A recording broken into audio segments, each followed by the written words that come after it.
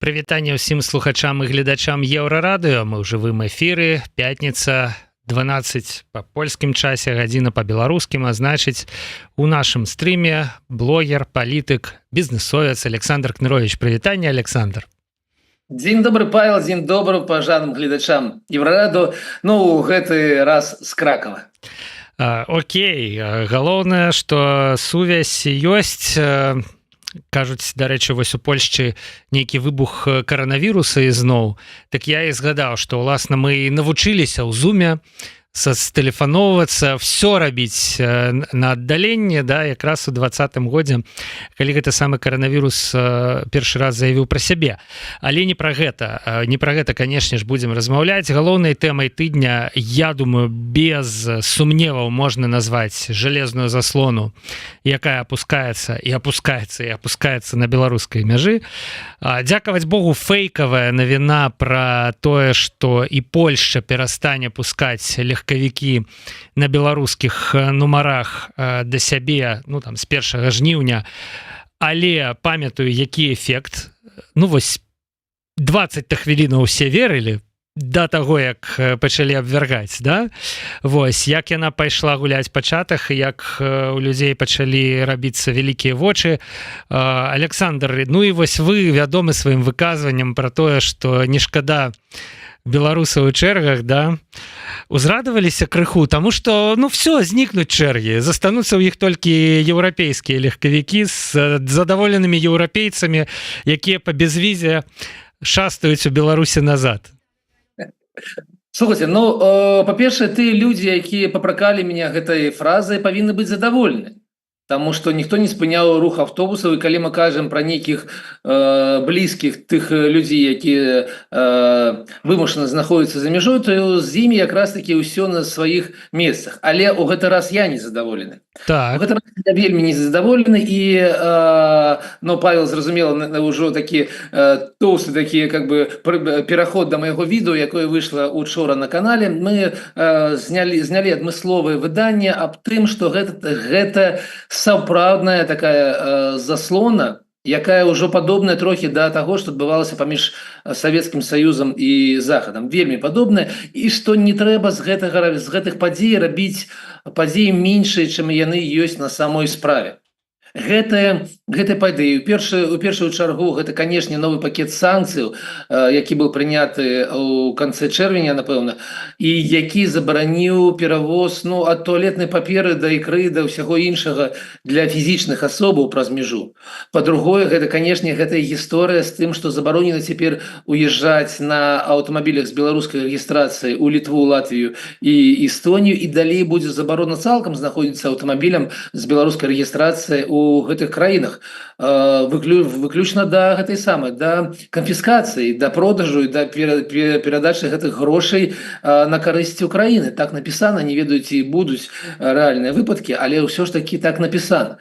Но, па-трэцяе, мы назіраем тую гісторыю, якая зараз ідзе у Літве, з пагрозай нацыянальнай бяспекі. Ну, ведаеце, асабіста у мяне ёсць прыклады у блізкіх, ну, не ў сваякоў, але ўсё ж такі блізкіх да мяне людзей, калі дзяўчыне адмовілі ў нацыянальнай візе Літвы і забаранілі ўезд на 5 гадоў на падставе таго, што калісьці яна працавала ў дзяржаўным банку. І гэта таксама тэндэнцыя, уж я не ведаю, які давер вы маеце да інфармацыі, якая ідзе у Вольгі Карач, але сёння яна апублічыла даклад, дзе напісана, што 1600 такіх выпадкаў ужо ёсць у Літве, і што гэта сапраўдная ўжо пазіцыя, гэта сапраўдная тэндэнцыя. Таму мы знялі гэтае відэо, якое учора выйшла на канале Кнырович План, і ўжо набрало там, ну, амаль 14-15 тысяч праглядаў, то бок гэта зацікаўленыя гледачы ў гэтым відэо, дзе мы разбіраем тое, што адбываецца. І гэта зусім не падобна на санкцыі супраць рэжыму. Гэта вельмі падобна на санкцыі супраць беларусаў. Ну да, вось беларусы, якія умоўна завіслі паміж Беларусю і Літвой.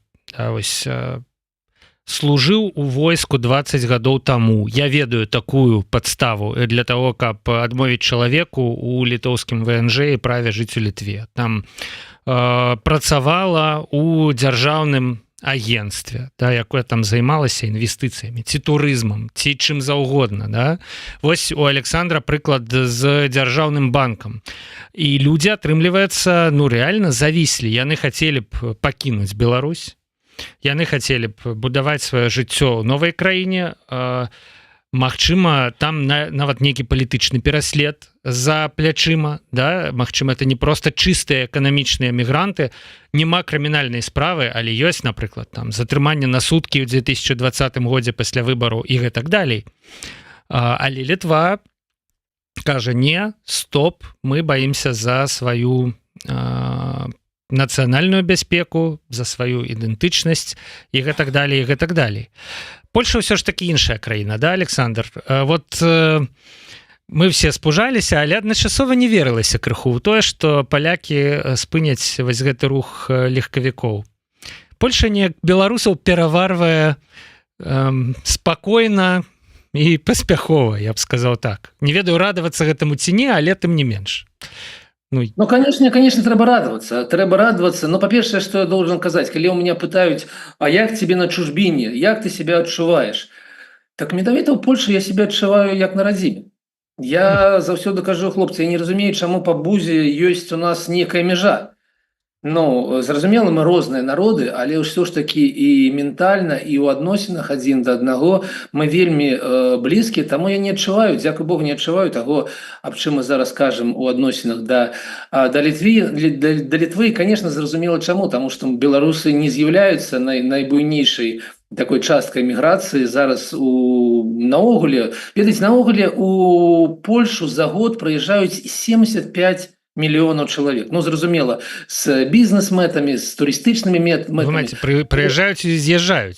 Да, конечно. Есть лишь бы и по потоку мигрантов, там белорусы будут на первых радках, але все ж таки есть у нас и украинцы, есть и іншие люди. И тому питание белорусов у Польши стоит у шэрагу іншых питанняў, якія значно больше проблемные. И белорусы не ствараюць проблему. И, ну, дзякуй Богу, там даже коли у нас есть там 300 000 беларусаў, напрыклад, у Польше, то на 38 миллионов насельніцтва гэта, ну, зразумела, што гэта ніякай не пагрозы, ніякай бяспекі быць не можа. Таму у Польши зусім іншая адносіна да беларусаў, вельмі спрыяльна, і, канешне, как бы фейк з аўто, на якіх нельга будзе ездзіць у Польше, ну, меня вельмі здзівіў, дзякуй Богу, што ён пражыў 20 гэтых хвілін, але нехта гэта зрабіў.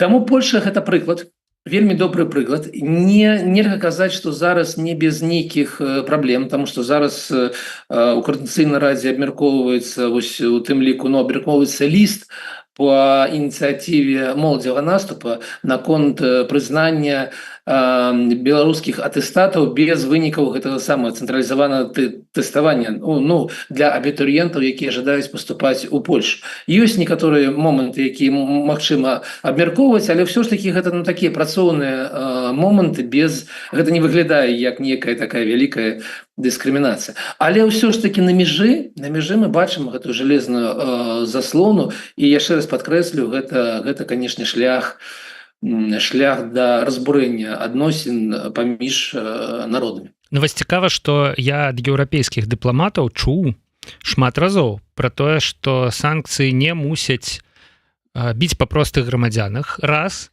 і пра выключную важнасць вось гэтай мабільнасці праз мяжу, да, то бок літаральна мне вось сказалі дыпламаты, якія ў прынцыпе там недзе размаўляюць пра гэта, да, што калі мы не дадзім беларусам магчымасць паглядзець, як жывуць людзі ў Еўропе, паглядзець на кошты, там паездзіць па гэтых дарогах, паразмаўляць з людзьмі еўрапейскімі, да, то як мы іх зменім, як мы іх матывуем на карысць вось нейкіх пераменаў у той бок, калі яны могуць толькі аддаць свайго там сына ці дачку вучыцца ў Расію, паехаць у Расію, ну ці далей на ўсход, умоўна кажучы.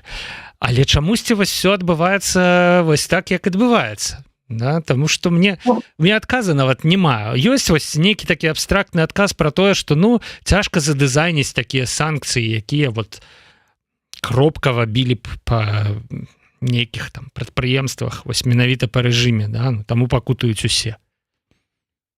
Ну, вы маеце рацыю на 100%.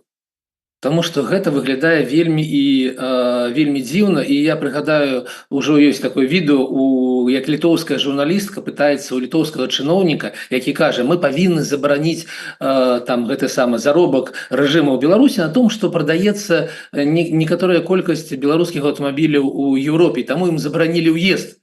І журналістка пытаецца ў яго: ну а колькі беларускіх аўто прыязджаюць з беларускай рэгістрацыі і прадаецца ў Еўропе?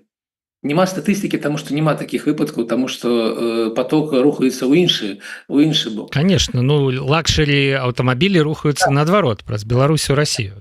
Так. Вось гэта б забараніць. Вот я не разумею, уласна, чаму гэта дагэтуль магчыма. Ну, там ёсць нейкія справы, я чытаў у Нямецчыне, там выйшлі на нейкую фірму, якую спрабуюць нагнуць, умоўна кажучы, да, таму што яна рэальна займалася абыходам санкцый, дапамогай у абыходзе санкцый, гандлем гэтымі люксамі аўто. Але мне здаецца, што такіх фірм, ну, 20. Адну як бы змаглі вось знайсці і заўважыць, да, і там нейкую справядлівасць вяртаць, а 19 працягваюць працаваць. А пры гэтым людзі вось праз месяц ужо ў Літву не змогуць заязджаць на аўто з беларускімі нумарамі. Ну, прычына нейкая выдуманая, канешне, Александр, якую вы агучылі. Это Джылі едуць прадавацца. Не ведаю, але гэта слово... Белас, я не ведаю, ну... Незаўважна крадзецца праз мяжу. Ён павінен быў неяк абараняць гэтае рашэнне, но вось ён знайшоў такія аргументы. Але сітуацыя дрэнна, і я падкрэслю, вот калі мы кажам аб тым, што вось беларусы не змогуць ездзіць, то застанецца толькі вырубіць незалежныя СМІ, напрыклад, Еўрарадыё, Белсат, іншыя СМІ. Блогераў. І беларусы цалкам застануцца сам-насам з Лукашенка і пуцінскай прапаганды. І тады, калі ведаеце, калі скончыцца ўсё ж такі вайна, а яна калісьці скончыцца, калі трэба будзе налажваць адносіны, то нармальныя звычайныя беларусі справядліва скажуць: хлопцы, а дзе вы былі, калі нам было цяжка? Чаму вы прыйшлі зараз к нам, калі ўсё ўжо скончылася, калі ўжо можна нармальна жыць? Мы памятаем, як вы вырубалі гэта ўсё, і таму давайте пагаворым аб гэтым. Вось як вы, Александр, ацэньваеце, ну, крок у адказ, да, безвіз, які врубілі роўна ў той дзень, дарэчы, калі стала вядома пра абмежаванне на рух легкавікоў з беларускімі нумарамі ў Літву, врубілі безвіз для 35 яшчэ краінаў Еўропы у Беларусь. Цікавы ход? Удалы ход? Так на 5. Гэта з 5? вялікая перамога прапаганды. Мы разумеем, што гэта вельмі такі удалы ход прапаганды. Мы разумеем, што ніякія, ведаеце, французы, брытанцы і жыхары Монака не пацягнуцца праз памежны пераход паглядзець, як там у Беларусі адпачываюць у санаторыях. Можа, я тоже жадаю на Нарыча, не на возера Кома чамусьці. Яны не пацягнуцца, таму ніякай небяспекі для беларусаў, для беларускага боку, для рэжыму, канешне, няма. І вось гэты заклік Латушка: прыязджайце, журналісты, паглядзіце, што адбываецца у Беларусі. Ну, гэта, канешне, фейк, такі заклік, гэта такія жарты. Гэта перамога прапаганды, але у меня ёсць адно пытанне: што з гэтай нагоды думаюць у Крымлі? Таму што адчыніць дзверы для французаў, германцаў і жыхароў Брытаніі, калі ў нас адчынены дзверы і ў гэтую старану далей, і яны там неяк там ваююць з НАТО, мне падаецца, што такая хуткая рэакцыя не была ніяк узгоднена з Пуціным, і што там Песков ці Лаўроў павінны былі нешта сказаць. Ну, увогуле забаронена ж. Праз гэтую мяжу ехаць забаронена грамадзянам трэціх краін. Але ж межы няма. Ну, я думаю, што там ёсць кантроль. Прынамсі, вось на гэтай трасе М1 вельмі шмат паведамленняў пра тое, што рэальна там стаіць такая ФСБшная будачка, да? Вот. І машыны стопяць, уласна кажучы, у абодва бакі. І, ну, калі там ёсць, умоўна, нават не француз, нават не там англічанин, любы чалавек, можа быць узбек, там я не ведаю, ну хто заўгодна, да, развароты ўсё, але ну то бок з разуменнем гэтай справы трэба ехаць вось гэтымі вясковымі дарогамі, дзе гэтых блокпастоў няма.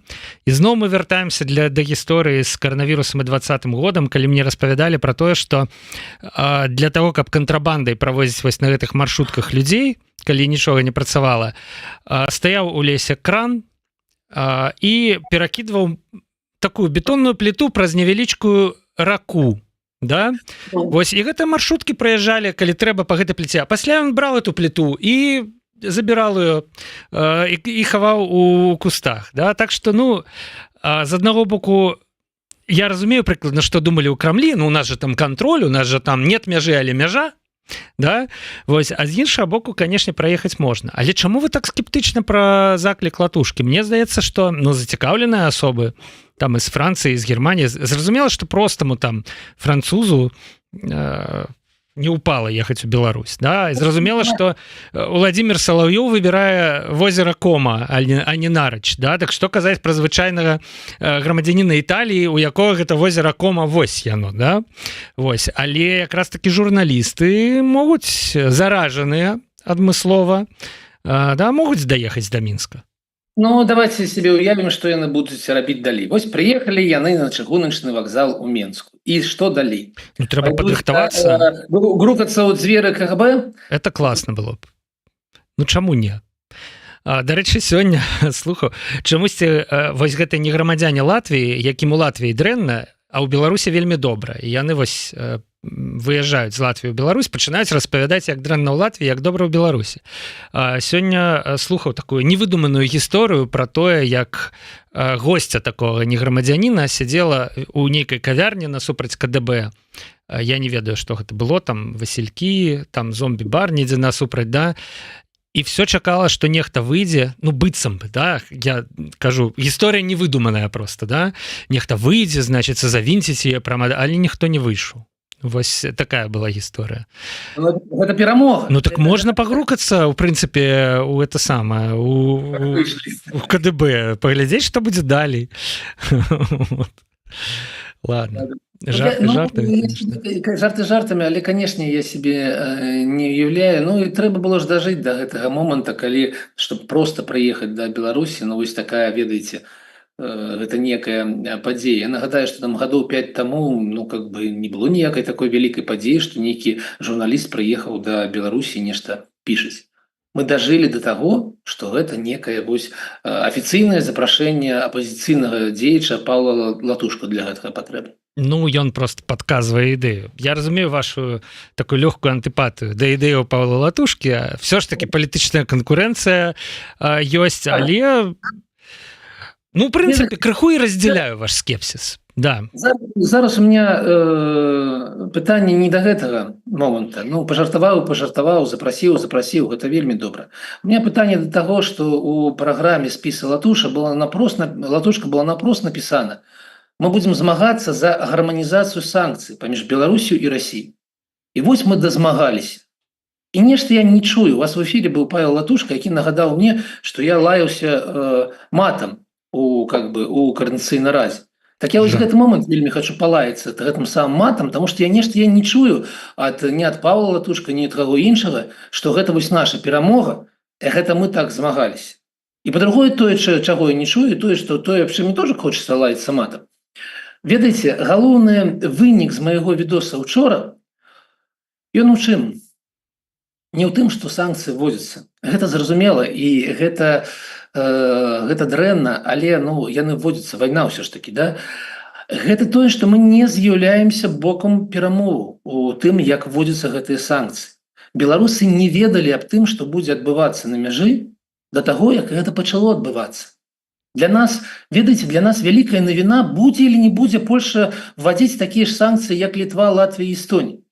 Гэта азначае толькі адно: няма ніякай размовы паміж беларускімі палітыкамі і тым бокам, які вводзе гэта санкцыі і вводзе гэта правіла на мяжы.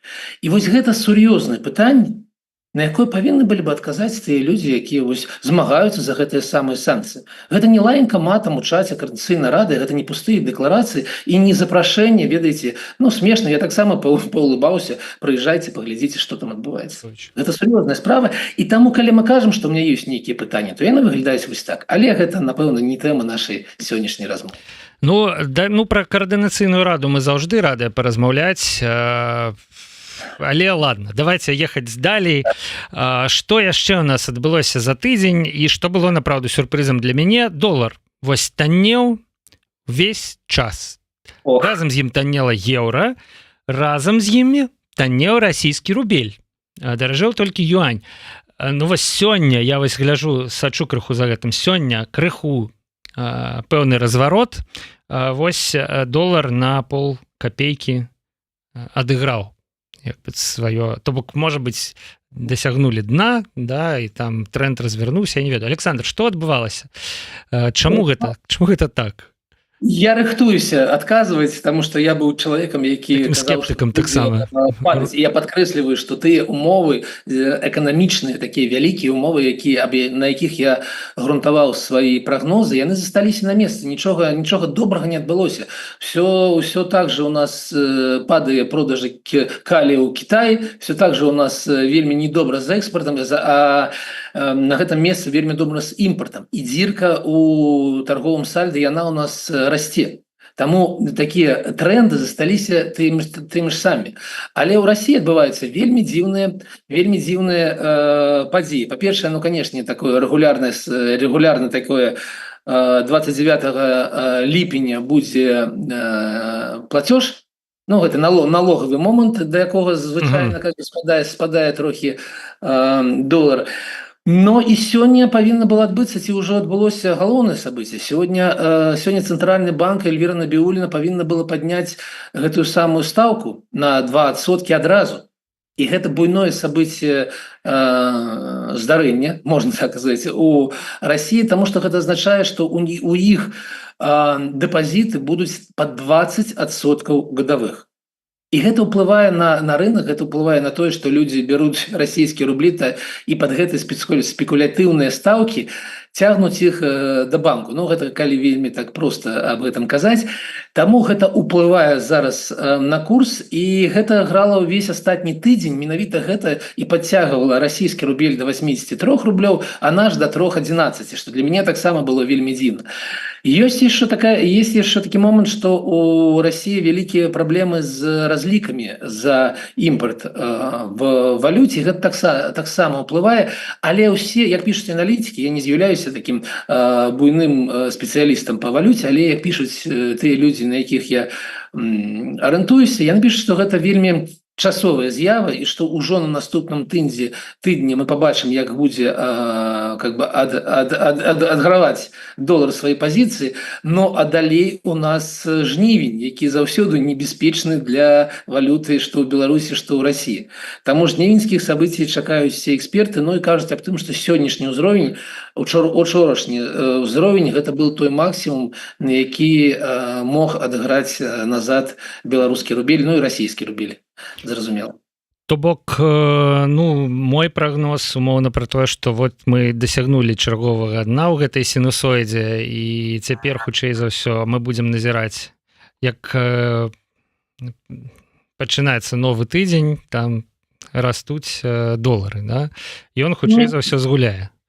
Значыць, трэба зараз апошнія рублі аднекуль дастаць, памяняць на долары, пачакаць тыдзень-два, паўтарыць у адваротным накірунку. Ладно, не рабіце, калі ласка, так, шановныя слухачы і гледачы, гэта валютная спекуляцыя. Ніхто з тых, хто такім займаўся, шчасця не здабыў на маёй памяці, акрамя Джорджа Сороса. Ну, але тут іншы ўзровень. Ніхто, хто займаўся з небуйнымі грашыма, з кішэрнымі грашыма ці з заробкамі, тыя, хто гуляў на мільярды, некаторыя злапалі гэтыя долі адсотка і нармальна ўсё. Ну да, тыя, хто гуляе на мільярды, тыя банкроцяць тых, хто гуляе на тысячы. Гэта закон рынка. Акулы супраць планктона.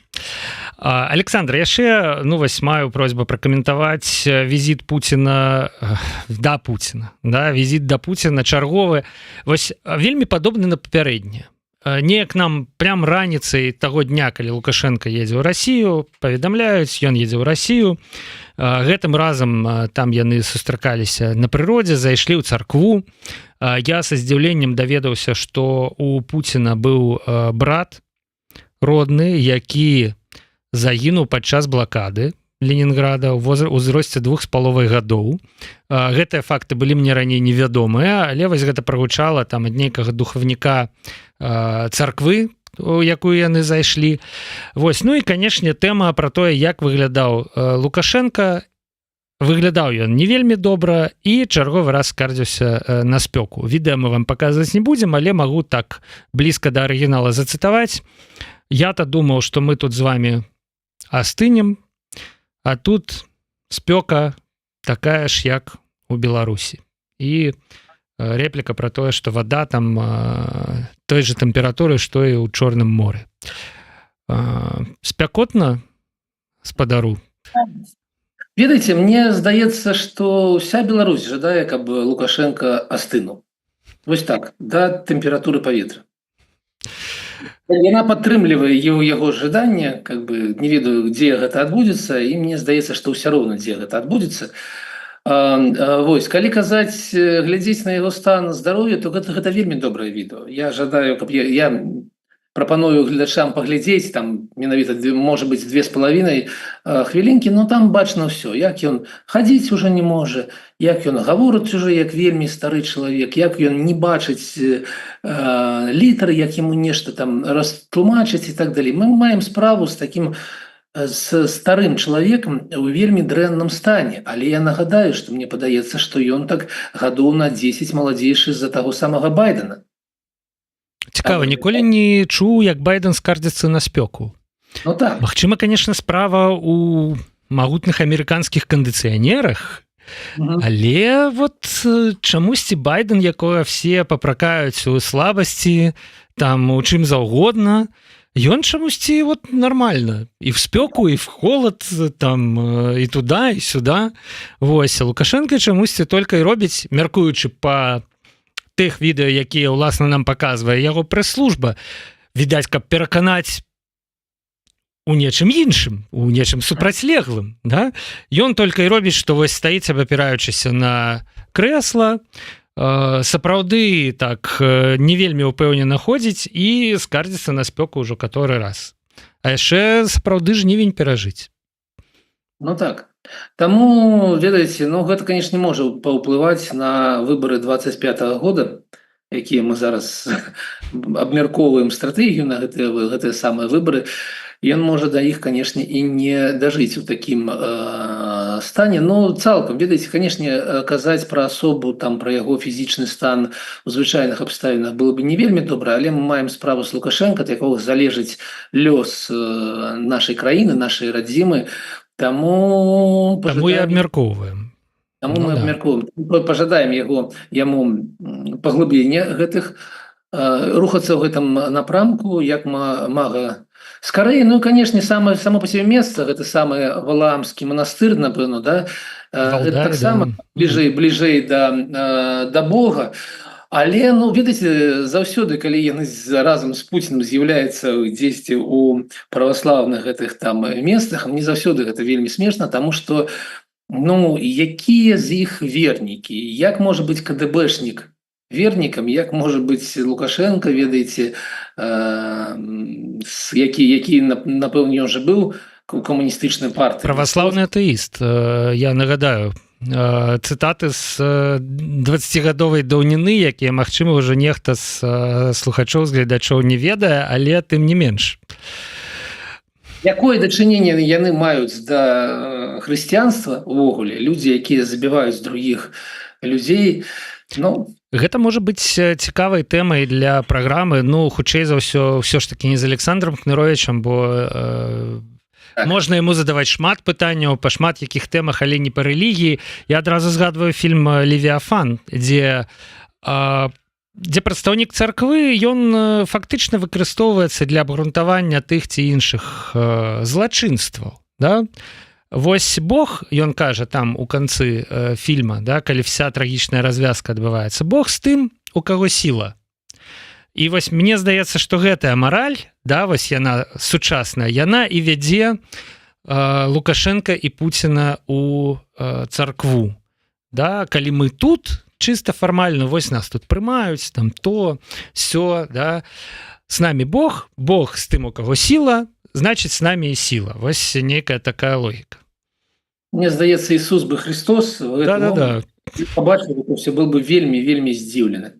Вельмі был бы здзіўлены тому, что адбываецца.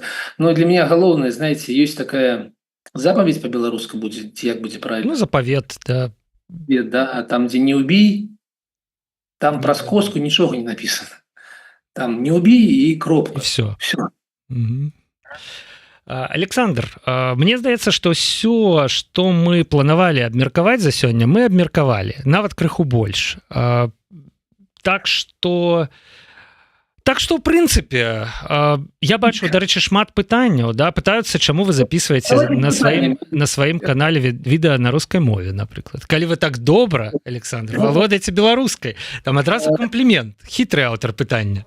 Нет, дзякуй вялікі. Па-першае, гэта пытанне задаецца шмат разоў, і я заўсёды адкажу, ведаеце, я на Белсаце працую на беларускай мове, там эканамічнае выданне на беларускай мове. На Еўрараду, як мы бачым, дзякуй Еўрараду яшчэ раз і Павлу, і, конечно, Марыі за то, што калісьці яны мяне так пачалі гэты рух мой. Але ўсё ж таки у нас есть расійскамоўныя гледачы, і, конечно, мы разумеем, што шмат іх знаходзіцца ў Беларусі, таму вось я такі зрабіў выбар, што вось на канале там будзе па-расійску, але калі там ідуць стрымы, то у нас ёсць адное правіло. Калі вы задаеце пытанне па-беларускі, я і там адказваю таксама на беларускай мове. Ну, цалкам у жыцці зараз у мяне гэта правіла працуе.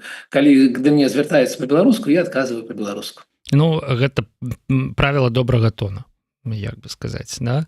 Увогуле мы жывем, канешне, у такой шматмоўнай рэчаіснасці: беларуская, украінская, расійская, польская, англійская. Вось складана не заблытвацца ў гэтым усім, але прынамсі альцгеймер нам з такім наборам не пагражае, таму што кажа, што кожная новая мова гэта крок у зваротны накірунак ад альцгеймера. Хоць гэта як бы радуе.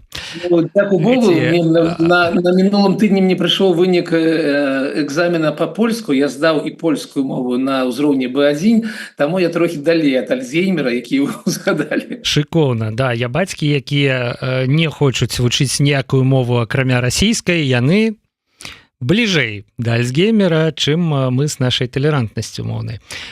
Вось яшчэ ад карыстальніка Владзімир такое цікавае пытанне: ці ёсць ідэі, планы, новыя пляцоўкі, каб мець кантакт з беларусамі ўнутры краіны? Я так разумею, што наўздагон да пытання агучанага раней наконт таго, што ў Расіі блакуюць YouTube, у Беларусі, відаць, таксама хутка пачнецца, да? І вось мы з вами, Александр, YouTube-блогеры, да? Што рабіць? Ёсць які-небудзь казарны туз? Есть маленький секрет у меня, конечно, есть. Я значно больше блогер у ТикТоку, чым у Ютубе. У ТикТоку у меня, ну, напэўна, сёння будзе 1 мільён гэтых самых падабаек, подписчиков там более за 50 тысяч, и звычайно там, ну, от 2 миллионов до 5 миллионов проглядов. Ну, мы разумеем, что прогляды у ТикТоку это не прогляды у Ютубе, але я падрыхтаваны до закрыцця Ютуба. ТикТок, я разумею, пакуль ніхто не збіраецца зачыняць у Беларусі.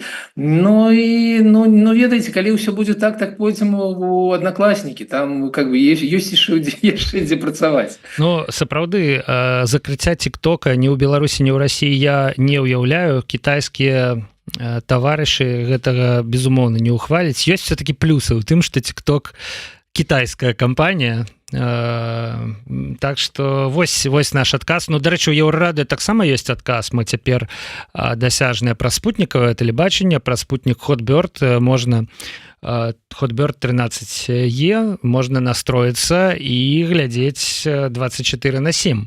І гэта інтэрв'ю з Александром сёння ўвечары і заўтра раніцай там з'явіцца і будзе паўторанае. Так што мы шукаем новыя пляцоўкі спакойна, хаця, канешне, калі YouTube заблакуюць, гэта будзе непрыемна і мы ўсе вельмі хутка будзем перастройвацца.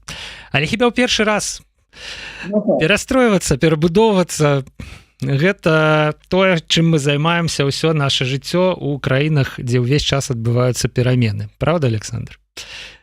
Гэтаму жыццё, ведаеце, як вы нагадалі, калі вы вывучаеце мову, у вас мозг працуе лепей. Таму калі нас заганяюць такія умовы, то мы павінны толькі працаваць лепей. І гэта жыццё. Усё добра, усё спакойна, толькі на цментаже, на кладбище. Поэтому будем рухацца далей. Ведаеце, я параўнаў гэта з прадпрымальніцтвам. Немагчыма, гэта толькі ў савецкай сістэме ты можаш зрабіць одну модель абутка і ее прадукаваць там 30 гадоў. І все равно будуць купляць, таму што дэфіцыт. У нармальнай звычайнай рыначнай сістэме ты павінен там абнаўляць асартымент. Мы бачым, як Zara раз на 2 тыдня прывозіць ўжо новыя калекцыі. Мы бачым, як змагаюцца паміж сабой там вытворцы легкавых аўтамабіляў, там раз 5 лет змяняецца платформа. Яны працуюць так.